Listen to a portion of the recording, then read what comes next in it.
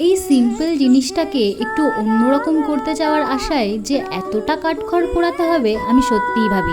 আজকে আমি তোমাদের সাথে আমার এই টোট ব্যাগটার কাহিনী শেয়ার করব। তো অর্ডারের কাজ করার সময় আমি বেশ কয়েকটা টোট ব্যাগ এক্সট্রা আনিয়ে রেখেছিলাম, যাতে পরবর্তীকালে আমি তার উপরে কাজ করতে পারি। কিন্তু বহুদিন হয়ে যাচ্ছিল, কোনো কাজই করা হচ্ছিল না টোট ব্যাগের উপরে, তাই ভাবলাম এটার উপরে কিছু একটা করতে হবে।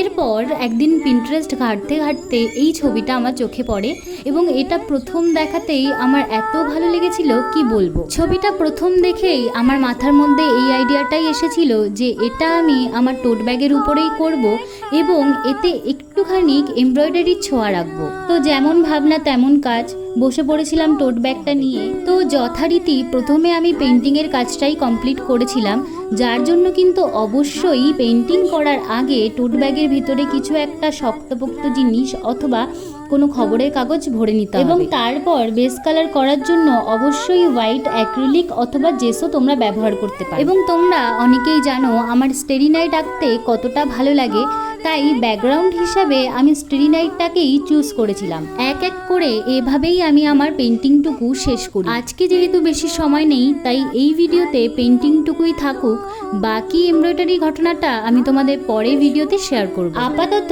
আমার এই পেন্টিংটুকু তোমাদের কেমন লাগলো অবশ্যই কিন্তু জানাতে ভুলো না। ভালো লাগলে অবশ্যই কিন্তু একটা লাইক শেয়ার কমেন্ট করে জানিও। দেখা হচ্ছে পরের আরও একটা সুন্দর ভিডিওতে। ততক্ষণের জন্য টাটা।